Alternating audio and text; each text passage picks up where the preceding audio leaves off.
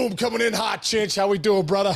We're doing good, man. I really, really need this one today, dude, because we were talking before. My sleep habits are the worst, and I think we might not only be bringing on an awesome athlete, former professional baseball player, but somebody who can help me catch some Z's, man. What do Oh, we got dude, today? believe me, this guy is going to help you big time, man. He's helped me big time. This is a dear friend of mine, brother. I've been waiting for this one for a long time. This guy played 8 years in the show.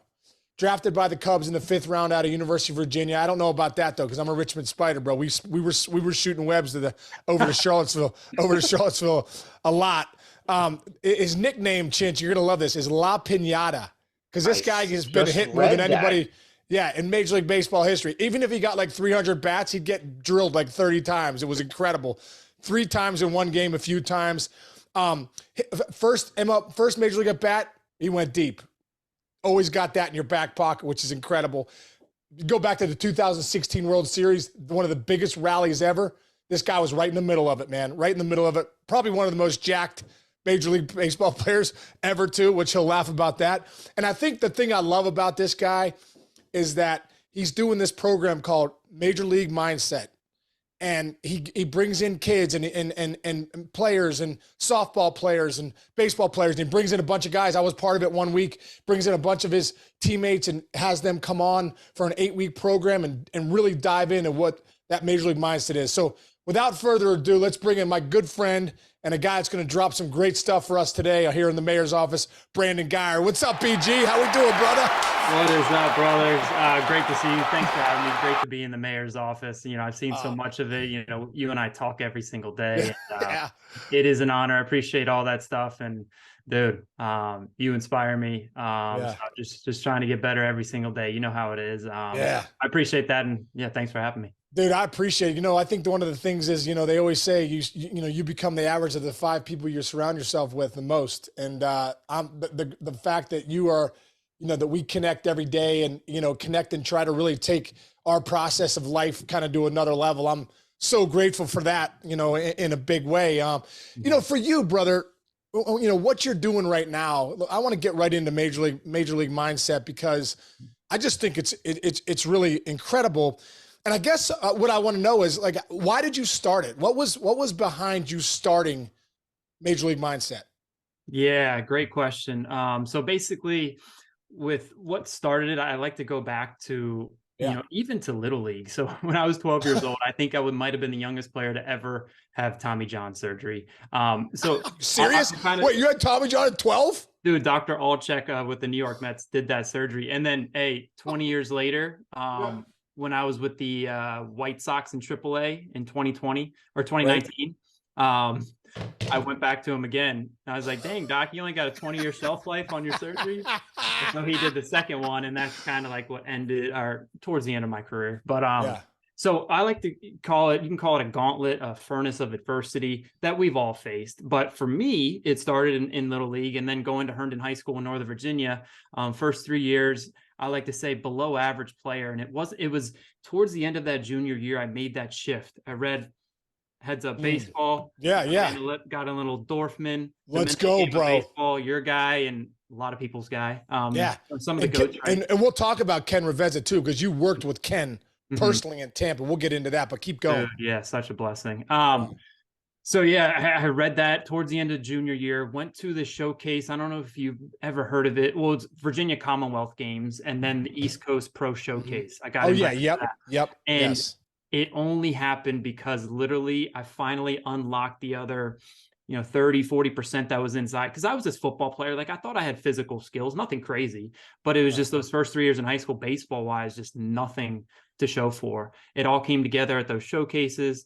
Then I ended up having a good senior year, committed to the University of Virginia. Got there, dude. I, as Phil Stutz says, thought I was exonerated. I had already, I put in all that work with the mental side of the game. I had so much pain and uncertainty those first 3 years of high school and even before that. So I was like, I'm good. I get to UVA, almost get kicked off the team that first year, off the field, wasn't disciplined, wasn't doing the right things. Go in as a third baseman, and obviously Ryan Zimmerman was there when I was there, and they tried the experiment. Bro, they tried an experiment of him playing shortstop, me playing third. That freshman It didn't go good.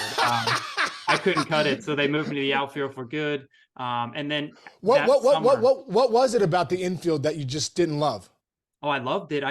Dude, it was like I stopped all that mental training I did end of junior year and senior year in high school. I stopped it. I thought I was good. It's like riding a bike. So, you know, I become this hot shot prospect going to UVA, could have picked any college. Oh, I'm good. I'm good. I get there. It's like I forgot everything, like self-talk, coming back, dealing with adversity after making air, not wanting the ball hit to me, like all this stuff going through our head that goes through all our heads. But I just like lost the skills and tools to handle it. So then Coach Oak and, you know, they put me in the outfield for good and Zimmy back to third, and, you know, it worked out for both of us. But, and then so recommitted junior year. And I'm just kind of going through this gauntlet or furnace of adversity. I just want to kind of give you to show you why it got me into the mental side of the game and what I'm doing now. I love it. So then junior year, 2 days before the draft, so we had Sean Doolittle. He's supposed to be a top 5 draft pick. So all the scouts are there. We're in our regional against Oregon State. I slide headfirst into Mitch Canham on a suicide squeeze in home plate, dislocate my shoulder.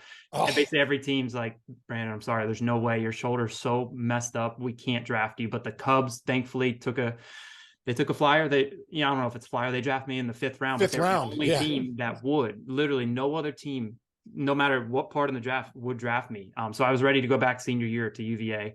And then go to the minor leagues, just rehab in that first year. Second full year, I'm in AA. And dude, I'm still committed. I'm still committed to the mental side of the game, the physical side of the game. That process is strong. That in 2009, Ryan Sandberg's a manager in AA. Oh, dude. What was my position for the first half of that year? First base coach. Why? Because I suck. And it was just, I needed, I was first. And then, and what I say, like, I like to talk about this with athletes when I'm traveling around and everything. I could have been that victim or that warrior. I decided, you know, I'm going to stick to my process. It's part of it. I got to go through this, right? Stuck to it, ended up getting sent down to high A, finished strong that next year, won the Cubs minor league player of the year. And in that same league, I think I hit 345 and led the league in hitting after hitting 190 after 200 at bats the previous year. So what switched there though? Because you don't just go from 190 to 340. You know what I mean? What was part of your process, and where did the consistency come in with your at bats to be the one to go from 190 to 340?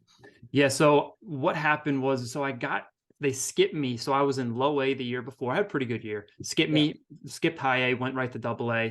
And man, for whatever reason, I just don't think I was ready for it. I still did the same thing, pre-pitch routine, everything, pre-game, post-game routine, like everything was the same. I had pretty good quality of it. Just, man, it was meant to be. It was meant to happen. I needed to go through it. And it's a grind, as you know, but it's so grateful because I could look, that was almost pretty much rock bottom. I could the rest of my career look back. If I came back from that, I can come back from anything, you know? So as I'll kind of go faster through this journey of the gauntlet. No, this is great. This is great, bro. And then, so next year, Cubs minor league player of the year, get traded to the Tampa Bay Rays that offseason. As you said, hit a home run in the first big league at bat in 2011. The next two at bats I struck out and I got sent down the next. You did. You got sent down the next day. You're like, I just homered in my first big. Dude, take us back to that at bat really quick. What was that like, man? Because I remember my first at bat, dude. I singled, but the first 3 pitches I don't even remember. I was so anxious. I was nervous. There was so many things happening. I got it under control on pitch 4. But take us back to what was it like to hit a home run your first big league at bat? Dude, yeah. So and not just that, you know, I'm from the DC, Maryland, Virginia area. And so I went to a lot of Orioles games growing up, and that game was at Camden Yards. And that, dude, that's coming off. I forgot to mention a game in AAA where I hit, I think it was 0 for 4 with 3 strikeouts, made an error or 2 in the outfield. So Charlie Montoya, our manager, calls me in 2011. I had not been to the big leagues yet. And I'm like, dude, he's going to give me a day or 2. You know, like it was a rough game. It was a rough game. But he calls me in and, you know, he has that look on his face, not like a great thing's about to happen. So I was like, okay, just, you know, I'm off tomorrow. Yeah, Brandon, you're going to the big leagues. And so it was after like one of the worst games of my life. So then I get to Camden Yards and, you know, get to have all my family and friends there because it's so close. Couldn't have wrote it any better. So then I'm on deck, dude. Like you said, so nervous. Zach Britton, that's when Zach Oh, Britton was dealing as a are you starter. facing, went deep off Zach Britton too? Yeah, so it was Zach Britton. He was a starter, and Okay. I'm on deck. Those nerves. I'm like, I got to come through. I got to show out for my family and friends, the stadium I grew up going to. So those nerves, man. And, as you know, man, it's all about how you perceive them. And in the past, how did I do that? Oh, crap. What is wrong? Why am I feeling this? Go away. This isn't what, why am I feeling this? And then I just get more tense and tight and nervous. And then, just get nervous about being nervous, but then flipping it. Oh, bring it on. My body's giving me energy to perform right now. Thank you. Okay. And literally I'm walking to the plate, bring it on, Britton. This is what I trained my whole life for. Bring it on. And when you can have that win or learn mindset and literally just say that to yourself in the moment, that pressure goes away. And then you get to the point more consistently, you're playing free and loose, as you know, and then, who knows what can happen, but you're putting yourself in a good position to succeed. So then I get it to 3-1. And hit the home run, and I remember running the bases, and man, I just floating around the bases like a dream. Like, there's no way this is real. And I get to the dugout, and you see it all the time. People's first home run, they're big leaguing you. No one's dapping you up. I'm like, oh my God, I've seen this so much on TV, and it's happening to me. This cannot be real life right now. So I was like, yeah, my big league career started hot. Now I am good. I'm about to have a long all-star career, strike out the next 2 at bats. And they happen to be against right-handed pitchers. So I don't know if that started the process. Like, oh, we should probably just play him against lefties. Yeah. So, dude, what do you think about, well, first off, that's incredible. Like, do you remember, what moment do you remember when you got in the dugout, after you hit that first home run? Who was the first guy to break the, ice when, they kind of, when they give you the silent treatment? What moment do you remember in that dugout? Dude, I think it was David Price, I believe, or Ben Zobrist, one of them. Yeah, but, two good guys. Two amazing guys. But yeah, dude, so that happened, and then get sent down. The next year, I'm not going to say any names, but thought I was going to make the team out of spring training, came in feeling great. Long story short, I lent my car to someone in spring training. He went on a rampage, almost killed somebody with drunk driving. And I bring this up because I got sued for $5 million. And at that time, the Florida law, that's how it was. All I did was what we all do. Yeah, you can take my car. Yeah. I'm traveling in spring training on a road game. Take it and go to the grocery store to take it home from the field because he didn't have a car. Yeah. So without getting too much into it, I didn't have that money at the time, and, they could get future earnings is what they were saying. I was like, I got the rest of spring, struggled, went to AAA, and man, I was rock bottom, depressed, not having fun. I would hit home runs and it just didn't do anything to get me excited. And then I actually was doing okay. I got called up to the big leagues, actually hit a home run again at Camden Yards. And the next day, dislocated my shoulder fully. I had to have season-ending shoulder surgery. I don't know if it was the next day. I had to have season-ending shoulder surgery. Right. So I'm getting sued for $5 million. Just the season just ends. And bro, it was the most bottom I've ever been in my life. And then as we go on, play with the Rays for a little bit, with the Indians. So then to get back to why I started Major League Mindset, this gauntlet really, it blessed me with the experience, the platform, the wisdom to create the system that is Major League Mindset. And I saw what it did for me. I saw what it's done for so many other players out there. And it just changed the trajectory of my career. And so I was like, how can I now use everything I learned throughout my career to now, help these young kids. So it's not as much of a roller coaster. There's going to be a ton of ups and downs, of course, but to give them all they need to deal with it. So they don't wait till almost senior year, because for a lot of players, it's too late. Luckily for me, I was blessed. It wasn't too late, but it almost was. So maybe if they started earlier, and even if they're performing at a high level, they have this to fall back on if and when that adversity eventually comes their way on and off the field. So that's what really, that whole journey is what made me obsessed with the mental side of the game. And right when I retired, started what I'm doing now. That's incredible. I think of Harvey Dorfman. I was fortunate enough to read that. Like you said, dude, I started reading that book when I was a sophomore. Thank you, God. I mean, just thank you for, my dad bought it for me. I fell in love with it. Wasn't even a big reader, but I fell in love with the mental game of baseball. And I remember in there when one of the things that stuck with me, and it's kind of like what you just said about your story was, and why you started Major League Mindset was, and then I got a chance to work with Harvey in the big leagues as I made it up there. Mm-hmm. He would talk about, listen, you can't be the player that you want to be unless you have proper perspective of who you are, proper perspective, gratitude of what you do in your life. So you get in the batter's box, you stand alone. You stand alone in that box. The guy on the bump stands alone. Everyone in the field stands alone with your thoughts, with your perspective, not just your baseball ability. I think that's where we miss it. And, when I look back, when I started to really understand that, my perspective and that baseball is not the end of the world for me, that I also, if I got released, I'm not going to die. I still have a great life. I'm still a human being, all that stuff. Can you talk about the principles of Major League Mindset that you bring to your to the people, to the clients, to everyone that signs up, to the participants, that you bring to them over this 8 week? What is the basis and the principles of Major League Mindset?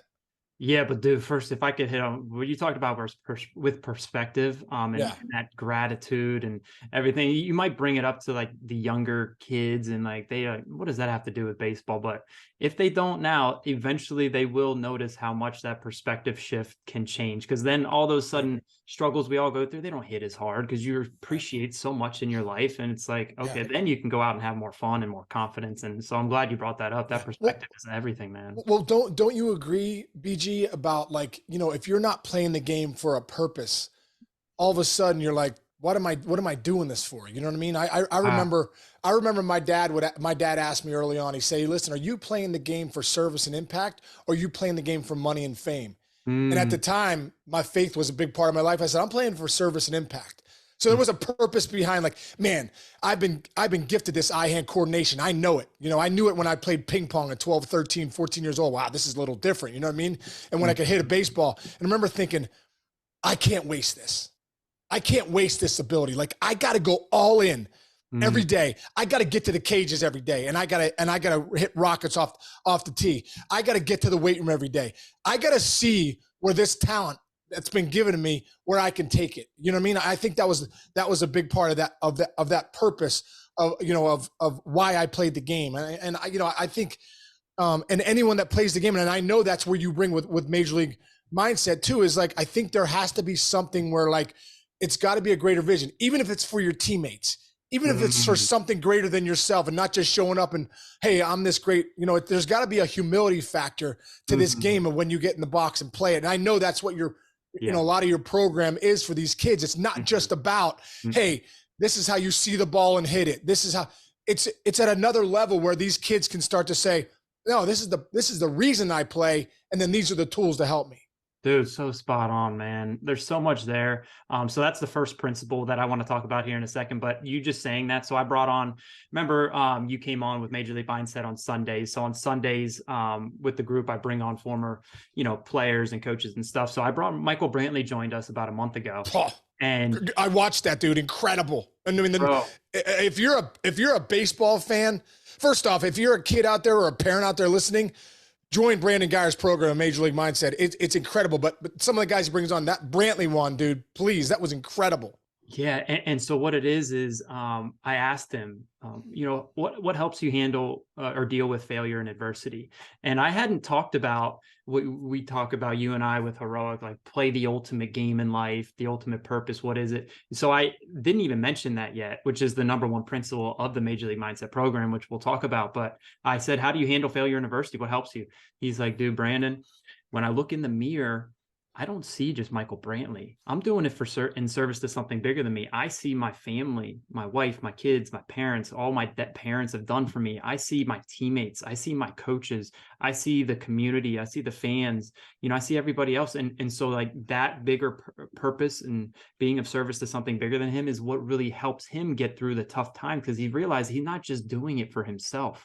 And I think that's right in line with what you were just saying. So that's really the Major League Mindset program is 8 principles, but when I travel around and speak, and obviously can't go over 8 in depth, I just break it up to 5 principles. So the 5 principles, the very first one is play the ultimate game in life. And I think that is just strive, with the mindset, with your discipline, with your routines, with your process. Be relentless with it, have one, and, really do it to become that best version of yourself.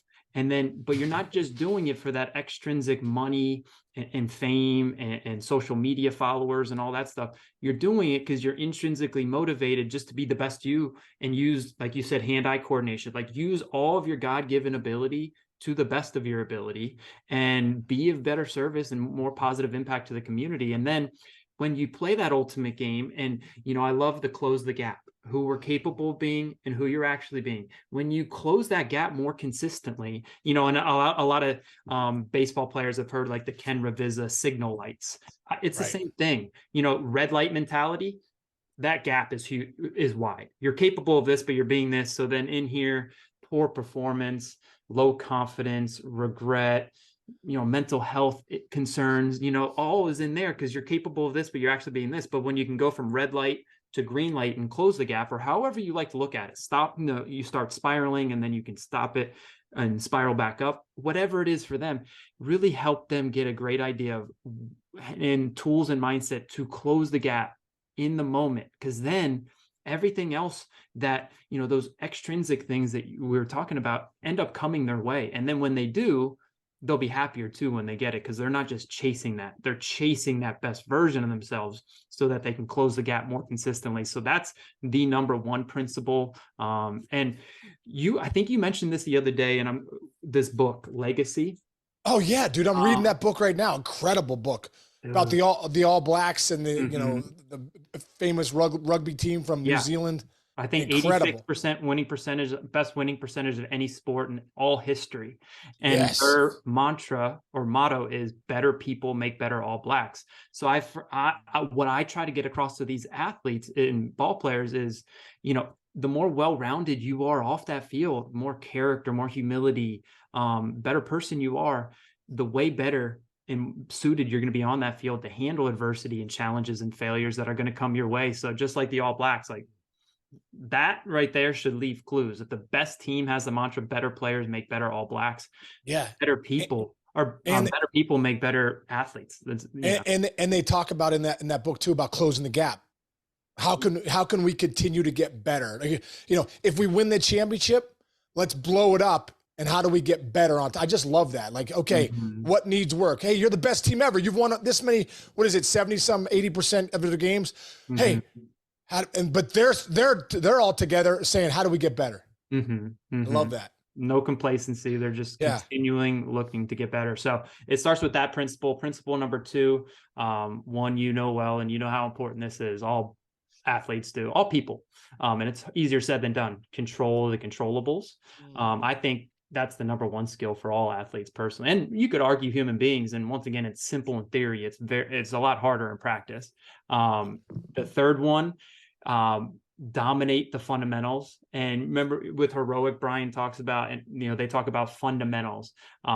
So the fundamentals, how they eat, how they sleep is everything. I think it's the number one performance enhancer. How they train mentally and physically, how they utilize their breath, and then their overall self-discipline. So like 5 fundamentals to, help them become more energized and mentally and physically fit than ever, so they can be of service to something bigger than themselves more consistently, and then have routines and commit to them, like pre-game, in-game, post-game. And then lastly, took this idea from heroic as well, and Brian Johnson, develop anti-fragile confidence and just become absolutely amazing at handling adversity and saying, bring it on, knowing this is what you train for. You can utilize it, and you can either, when it comes, look at it like this obstacle that is going to obliterate me and, ruin my life, or it's a great opportunity to make me stronger. So that's really those 5 BG, we talk about this all the time, but stay on that for a second. What is the difference? Anti-fragile confidence. What is that? That's not, everyone doesn't know what that exactly is. What is anti-fragile confidence? Yeah. And I didn't know about the anti-fragile. That's a new word when I first was with Optimize and all that. But we always hear of like being resilient is great, and resilient is great because you have like the spectrum. You can be fragile or super fragile, which those first 3 years in high school, Dude, that was me, without a doubt. Fragile, just couldn't handle adversity, all that stuff. And then you go up the spectrum a little bit, you have that resilient, where you obviously resiliency is amazing. If you can get to where you're resilient, you're going to be able to, when the inevitable struggles and challenges come your way on and off the field, bounce back quicker than the majority of athletes and people out there. But if there's still something better than that, like you talk about with the All Blacks, they want everything, but they're looking to get better. There is another level. I think, and I'm sure you would agree, the other level past resiliency is being anti-fragile. And I just think it's the opposite of being fragile. You're unbreakable. The more things that, adverse situations and outcomes that come your way, the stronger you are getting from them, because you look at them like an opportunity and not just a straight up obstacle that's going to, like I said earlier, obliterate you. It's now an opportunity for you. But if we don't look at it that way, it won't be that, and we won't get stronger from it. And then confidence, I think it's just trust. It's trust that you did everything, what you say you're going to do, you do it, you're committed to it. And the worse things are going, the more committed you are, because that just goes all back to discipline. I believe discipline, out-discipline the competition. I think, would you agree, man? Like, I think everything comes back to discipline. When it comes to handling failure, when it comes to those routines, when it comes to the fundamentals, when it comes to controlling the controllables, and ultimately when it comes to closing that gap and chasing down that best version of you, knowing you're not going to be that perfectly, but if you can more consistently show up like that best version of you, and then you're that example to other players, then you become a leader. And then people see that and they want, I want to do that. So it's all about discipline, I think, really, at the end of the day. I was reading the Daily Stoic today, and it made me think of you. And it's exactly what we just talked about. I want to read a little excerpt from it. Daily Stoic by Ryan Holiday. And it's talking about just what we talked about discipline. He says, if someone says something we disagree with, something inside of us tells us we have to argue with them. If there's a plate of cookies in front of us, we have to eat them. If someone does something we dislike, we have to get mad about it. When something bad happens, we have to be sad, depressed, or worried. But if something good happens, a few minutes later, all of a sudden we're happy, excited, and want more. He says, we would never let another person jerk us around the way we let our impulses do. It's time we start seeing it that way, that we're not puppets, that we can be made to dance this way or that way just because we feel like it. We should be the ones in control, not our emotions, because we are independent, self-sufficient people. I just think that's powerful. You talk about discipline, right? And discipline. And part of the things I talk about in my program, Powers in the Gaps, is that grit concept of, hey man, at the end of the day, a process and grit, gritty people, you get in there and you execute you control the controllables through willpower and self-discipline. And willpower being nothing more than, hey man, do the things you say you're going to do, even when you don't feel like doing it. Even when you don't feel like doing it, go hit in the cages. Even when you don't feel like doing it, go take ground balls. Even when you don't feel like doing it, get your lift in. Even when you don't feel like doing it, run the sprint all the way across the line and don't pull up 10 yards short. Even when you don't feel like doing it as a starting pitcher, go run your poles or do your 5-mile run and do 5 miles, not 3 miles. It's like that willpower, like we talk about, brother, like eat, sleep, and move. Even when you don't feel like doing it, get to bed an hour earlier than you usually would. Even when you don't feel like doing it, turn the TV off, get your blue light stuff away from you. I think eating is such a big part with this control the controllables. Like he said, just because a plate of cookies is in front of you doesn't mean you need to eat it. And as a matter of fact, when you don't eat it, you're building that willpower to say, no. I always say, are you working the willpower muscle? Are you working the discipline muscle? Like those are muscles just like, you work your muscles, brother, like every day. It's the same way with that willpower muscle. And the reason I love your program is because you're training these guys.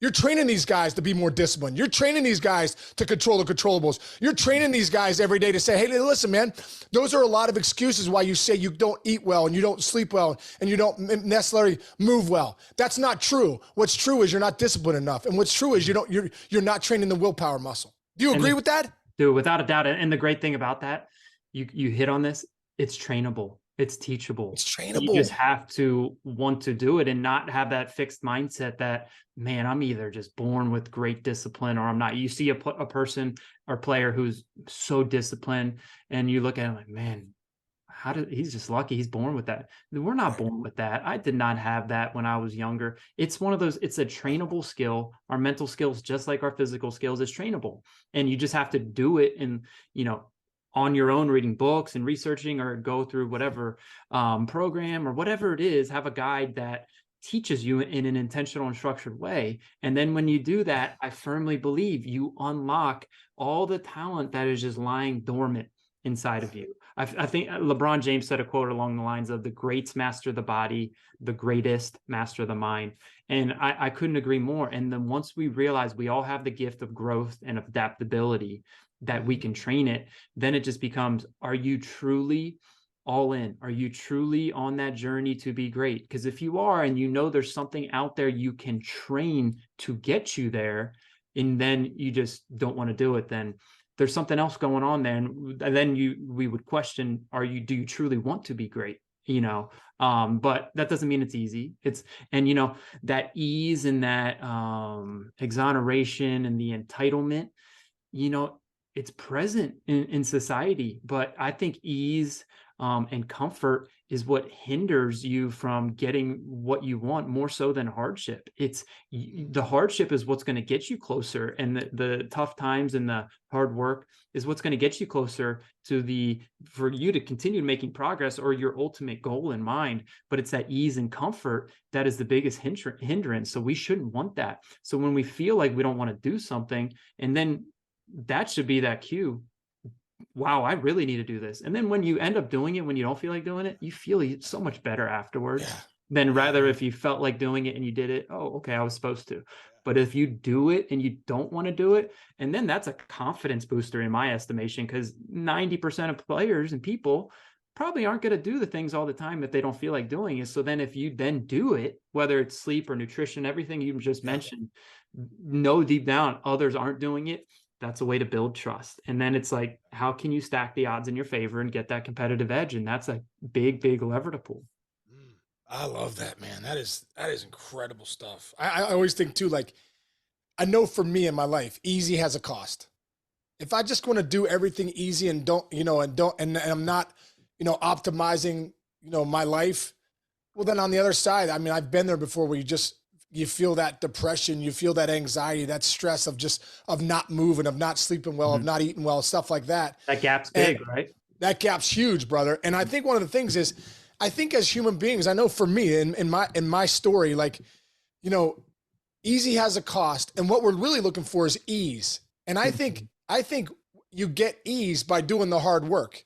You get ease, by when you do get 7 to 9 hours of sleep. Or I know for me, when I'm eating clean throughout the day, when I'm getting good sleep, man, I just know that the stress or anxiety of life is a lot less when I'm out there walking in the sun or, doing that stuff. I just feel like when I put in the work, I get ease back.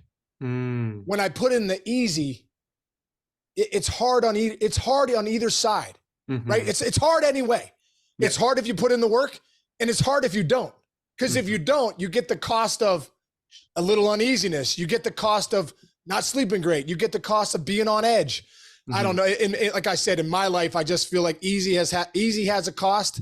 When you put in the work, you get the ease back that, that sometimes you think, I really don't want to do that. Well, do it, because on the other side of that work is peace. Yeah. And it comes down to, I think, do you take control of your story and of your journey? And, along the way, we can, as individuals, find excuses, which, dude, I've been there before. And yeah, me too, bro. Me too.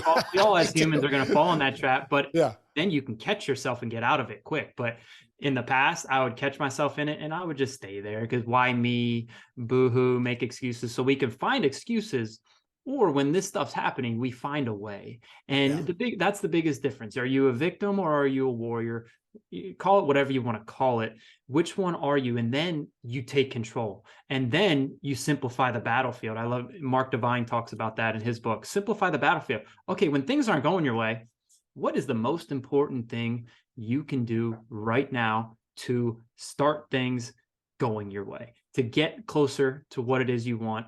And man, it's just, it sounds easy. Obviously it's tough. Everything that you're going for when you're really on that journey, it's hard. So we got to expect that. But then when dude, this is what I talk about with the anti-fragile confidence. The number one thing, you have to accept that it's going to be challenging, that it's not going to be easy. Because then when we accept it and then we realize that, then it's like that stuff comes all of our way. Okay, I've trained for this. I expect it. That doesn't mean I want it. I want to have adversity, want to fail, but I know it's part of the process. So now I've accepted it. I'm not arguing with it. Now I'm simplifying the battlefield. What is the best decision I can make right now that's going to stop that spiral and close that gap? And then let everything else take care of itself. If you did your best, at the end of the day, that's all you can do. I love that about simplify. Simplify. And I was thinking about simplify your habits. Like, the great book by Tiny Habits by BJ Fogg, when he talks about, I wanted to start working out. I wanted to exercise, but initially I came out the gates like a shot out of a cannon. 3 days a week, 45 minutes at a time, 4 days a week, trying to get after it. And that lasted for 3 weeks. Then he started to realize, you know what? I just want to start exercising, and I got to get doing that. So what he did was, he says, what do I do? He anchored ABC your habits, right? He said, I anchored a habit. I go to the bathroom 3-4 times a day. So what I started to do is every time he goes to the bathroom, he would take a new behavior and he would do 1 push-up. Right. And then he'd celebrate it. Hey, that's just like me. That's a big part, right? Celebration. So you talk about the celebration, but you talk about simplify. If you want to start habits, simplify. Oh man, hey, start a gratitude journal. I just don't have time. Okay. What do you do every morning? Every morning you get up, man, I like to make a pot of coffee. Okay, great. Take your gratitude journal, take a journal, go get a journal on Amazon, take your journal, put it on the pot of coffee. Go make your coffee. And while the coffee's being made, write down 1 thing you're grateful for. Not 3, not 5, not a whole page. Just 1 thing you're grateful for. So you anchor the behavior to something you already do. And then you celebrate, hey, it's just like me. And then all of a sudden, like, BG, you create that habit, then you can optimize it later. Maybe it becomes a 5-minute gratitude journal or 3 to 5 things, whatever.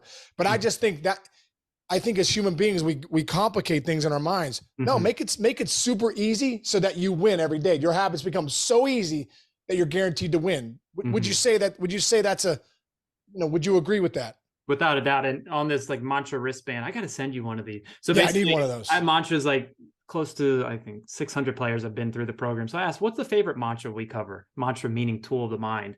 And one just is in line with what you just said. It says it right here, KISS. Keep it simple, stud. Keep it as simple as possible. And dude, I couldn't agree more. And what you just mentioned with, getting into something and then staying committed to it. I think so. We can start this and like what did they used to call it? I've heard Brian talk about like a rhombusher, like you're very excited at the beginning, but then when adversity comes or you just lose that motivation, you lose that commitment and you walk out the back door, but can you keep that sustained obsession, as they call it? Like, okay, start this, whatever your new habit or goal is, or new developing of the mindset and different tools. Okay, the commitment to doing it once you get excited is huge. But then, like you said, without consistency, you'll be able to start with the commitment, but without consistency, you won't finish. So we can be committed and all in at the beginning, but if you're not consistently feeling that way and obsessed with it, then we're not going to finish it. And when you brought up the what's it called?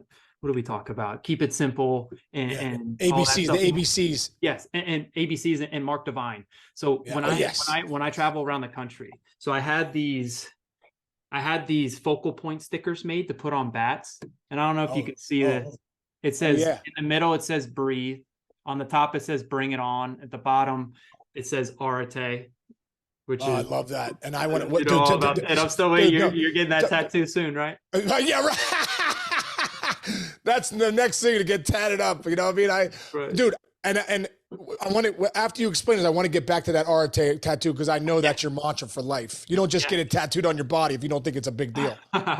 Yeah. So So this focal point. So what I do is I have a player come up and to simulate getting knocked down by life or that downward spiral during a game, and when making an error, striking out your first 2 at bats, or you're a pitcher and you walk batters in a row or have a couple bad outings, that spiral's starting, right? That gap's widening. So I have them get very, very dizzy. And then without this bat, I just have them look around the room, and obviously everything's spinning and it simulates, okay, right then you're not using any routine or focal point or your breath. You're just letting things happen by chance. And maybe you'll get out of that spiral and you'll spiral back up. Or do you simplify the battlefield and take control? So I have them, once they recover, get spinny again and hold up the bat, or if they're a pitcher, a glove with this focal point sticker, and they basically just hold it up and they're just locked in on that and to breathe, and they're taking that deep breath. And then I say, okay, is that room still spinning? Oh, no, not at all. Wow. Yeah. So then that trying to emulate right there, or show an example of those spirals are going to come our way. Adversity is going to come our way. Do you have a routine to go to simplify and ask yourself, okay, this is happening. I don't want this. What's the most important thing I can do right now? Then you take control. You have your focal point. You have your breath, whatever it is. Every player is different. And then that rest next 2 at bats, instead of them being horrible, you're putting yourself in the best position to succeed, or you finish that game strong, or you have that mindset, I might have just made 2 errors. I don't care. Hit the ball to me. A great play. Bring it on. So yeah, I wanted to mention that because the simplify the battlefield just really gets to the point where take control. What's the most important thing I can do right now? I love that. Well, you know what, BG, one thing I talk about too is, hey, adversity's coming for you. It's not if it comes, when it comes. It's coming in life, we talked about, and it's coming in baseball, definitely. Like, if you don't want adversity, don't pick baseball as your sport, because it's built in for you. It's built in every pitch, every single pitch. And I think the biggest thing with a process is you're going to fail your seven. So adversity comes in. If you're one of the best players in baseball, it comes for you 70% of the time. It's coming. 7 out of 10 times, it's coming for you as a hitter, right? And as a pitcher too, you're giving up 3 runs, 6 innings or more, 3 runs, you gave up 3 runs, but that's, hey, great job. So adversity is coming for you. And I think the biggest thing is what you were just saying there is, at the end of the day, the best players and the best people in life, how quickly do I respond to adversity? How long do I sit in the corner and just take those punches? When do I come out fighting? The anti-fragile mentality of, when it comes to me, I'm coming back for it. And I just love that. And dude, really quick, I want to just say this story because it's just it's a worthy story for this thought process. Cause this is, how I think about this. And I've never said this on the show before, but it's the Buffalo story. And people have probably heard this before, but it's a good visual to have when adversity comes. Out in the plains of Wyoming, out in the plains of Montana, the buffaloes and the cows, they share the same plain. And these ferocious, dark, heavy storms come in over the plains there, over the mountains. And what the buffalo do is they get that herd mentality. As soon as they see that storm starting to brew above that mountain, it's not there yet, they herd up. And what they do is they look at each other and they say, hey guys, that adversity's coming. And it's coming in ferocious. And it comes for us every few weeks or whatever, right? And all of a sudden they get that mentality of, hey, they have the courage to run right for it. Like, and I love that about courage. Courage isn't the absence of fear. Courage is having fear, but doing it anyway. They get together and they sprint. When we always talk about with Brian, speed is a force. They herd up. They know the pain's coming. They know the struggle's coming, and they run right for it. And they hit it. And when they hit that adversity, they get pounded for a second and they get hit hard, but they get through it. And every time they get through that adversity, every time they get through that storm, they build that muscle. They build that muscle of confidence to know, when adversity comes, I can hit it.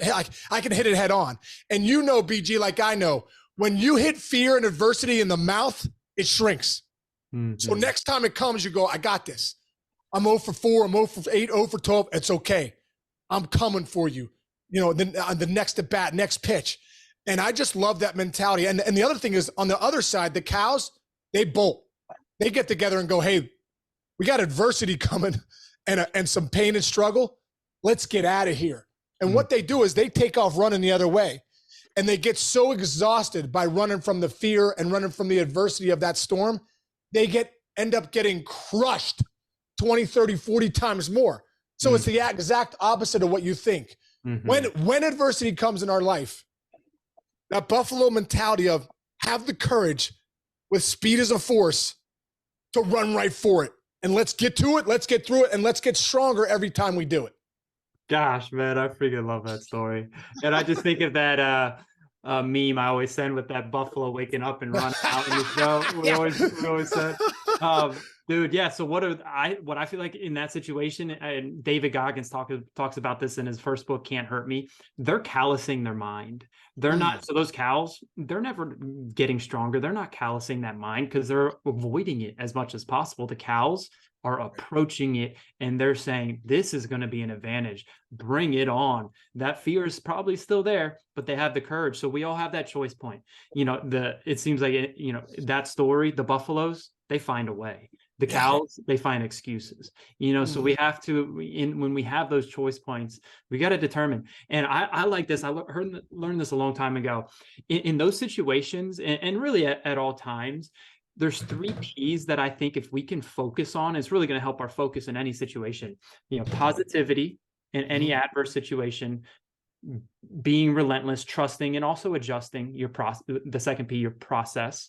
And then lastly, your presence. Being as present as you can in the moment, knowing that's going to help you make the best decision. You're not worried about the past or what could happen in the future that we all do at times. But so you have that positivity, you're relentless with your process, and you are as present as possible, knowing what we focus on determines our future. So you're right here, right now, focused on the absolute best decision you can make to take control and simplify the battlefield. And when individuals can do that consistently, then when we catch ourselves in that victim trap and not feel like doing something, even though we know we should, which we all will have still, no matter how hard you're working. Every day I go through that. Every day. Yeah. Like you and I, we're all in with this stuff, but we still feel those feelings. But quickly, can we be that buffalo, or do we let it happen and we end up being that cow? It's a choice point, and we all have the choice. We're blessed. We get to make that choice. It's just a matter of which one are you going to make. I love it, dude. I want to stay there when you talk about presence. You talk about, we always say day one. There's 365 day ones. What am I doing today to be the best version of myself to close that gap? You went and got Arate tattooed. Can you hold up your arm and show that? You went and got Arate tattooed on your arm. Our good friend Brian Johnson, who runs Heroic, who I love that shirt. Obviously, I was going to almost wear my Heroic shirt. We'd have been the Heroic brothers today. But can you talk about Heroic a little bit? And also, what is Arate? What does that mean? And why does it mean so much to you that you would have it tattooed on your body? Yeah. So you've probably heard of the Don Miguel Ruiz 4 agreements. Oh, so yeah. He talks about be impeccable with your word. Don't take anything personally. Don't make assumptions, and always do your best. So when I think of always do your best, I think of strive for excellence in everything we do. And in Arate, what does that and I've always loved that word excellence. And then when I did Optimize and then Heroic, I learned the word Arate, and what is it? It means excellence if you Google it. And then, but the deeper definition, just to express and act in integrity with that best version of you, knowing you won't perfectly be it, but if you can do it more and more consistently, then everything will come as a byproduct. So that's Arate. That it's the one word that could summarize the entire Major League Mindset program. And it's just that reminder, man, like, I have like all these signs around the house for my mindset, like, it's not supposed to be easy. Love what is, see the good in everyone, all this stuff. And I was like, well, I want a sign on my arm to always I want something to constantly remind me when it's 9 o'clock at night, the kids are bouncing off the walls, my 8, 7, and 3-year-old. Okay, how would the best version of me as a father respond? Would he respond with no patience and get frustrated and yell at them? Or would he, okay, I need them to go to bed, think in the moment, what do I want to do right now that's going to help that speed up the process? I know I'm kind of going off right there, but it's just that reminder to express that best version of myself, knowing I ain't going to be perfect with it, without a doubt. Not going to be, but if more and more consistently I can, and then we can help others do the same. That's really why I got it, and why it has meant so much to me. And then for Heroic, Dude, the way I look at it, my entire career, I was obsessed with just making the most of all the God-given ability that I was blessed with. Like you talked about with your hand-eye coordination. I know you and all the other high-level performers in any field, that's how they feel. They want to make the most of what they have. And so really, I just tried to do the things that I knew would help me. And what's taken that to another level with Optimize previously and Heroic is basically it's an app now where I put in and make it a checklist for success or whatever it is that you call that. I basically put in the behaviors that, going back to Arte, that best version of me engages in. And then I literally in the morning commit to them. And then every time you hit it, boom, go in and you hit the target, and it just feels good, because especially when you didn't feel like doing it, then you do it. It's amazing. So basically Heroic is just like that app that helps me now, not as a player, but as a person, a friend, a brother, as a husband, as a father, as a mental strength coach. It helps me show up at my best and put myself in the best position to succeed, which was my whole point during my career. And this is now helping me do that to a whole nother level. And so I just like to say, like, man, I wish Heroic was around when I played. Like it could have done so much, but that's really in a snapshot what Heroic has done for me. And I'm sure for you and so many other people out there, you know? Yeah. The Heroic app for me is like my game of life. Sean Casey's game of life. Like I love that. My game of life is probably different than yours and different than Rich's and different. We all have our own game of life, but that of being able to track my habits and really shoot those targets every day is incredible. And it starts to set up, your game of life and optimizing habits and all that stuff. And one of the biggest habits, BG, and we share, you, Brian Johnson, and I share our Aura scores every day, which is the Aura ring. It tracks your sleep, and your sleep tells you so much about how you're living your days, really. Mm-hmm. Can you talk about that a little bit, dude? Because you're a killer.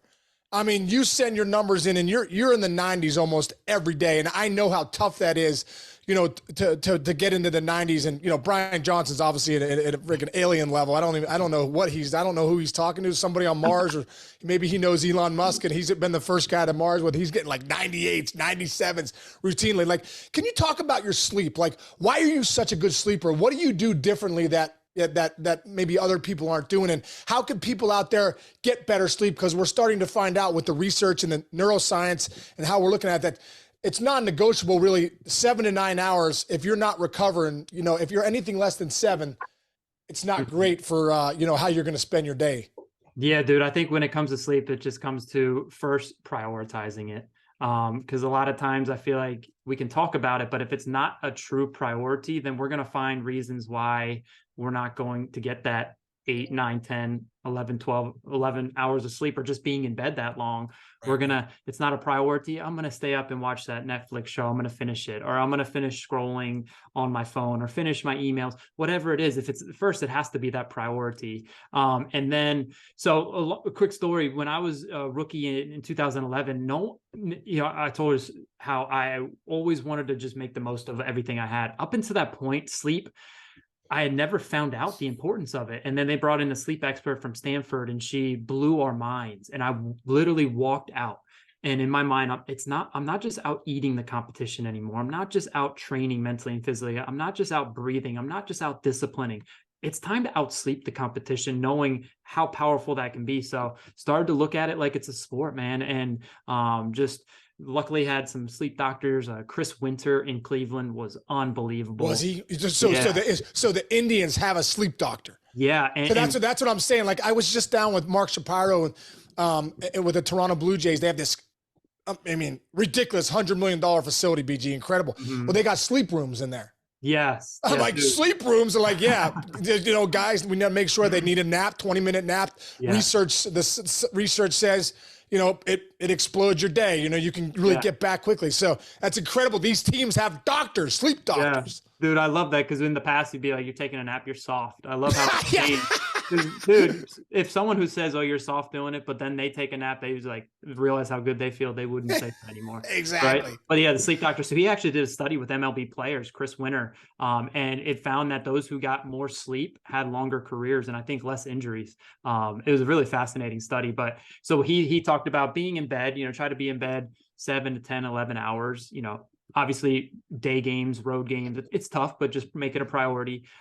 Cutting out screen time 30 to 60 minutes before bed and having some blue blockers on to, cut out those inputs and stimulation so you get more REM and deep sleep is absolutely huge. Not eating too late, something, man, I haven't been good with lately just because, kids practices and stuff are late. I know I think you've changed and you've stopped. Yeah. Eating I started eating or like getting like close to 3 to 4 hours before bed. It's changed my deep sleep like you wouldn't believe. And I think that's changed your overall recovery numbers. I feel like since you've done that, all the numbers have shot up. Have gone up. Yeah. Big time. So that's something right there. And then just that sleep environment. I think studies show 61 to 68 degrees is ideal.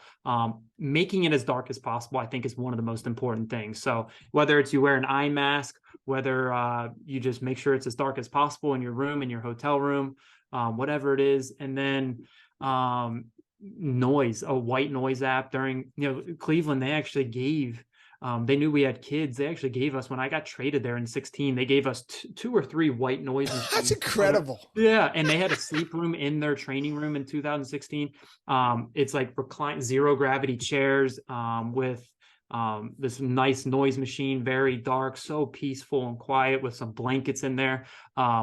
So yeah, it's beautiful to see how it's changed so much, but I think it really just comes down to making it a priority. And then once you do notice the difference, then everything changes. Then, man, you want to create that rock solid PM routine that's going to lead to you having a great night's sleep, and it changes everything. I'll just end it with that, Incredible. I got one more thing to bring up before we go, and I just got to go back to Cleveland.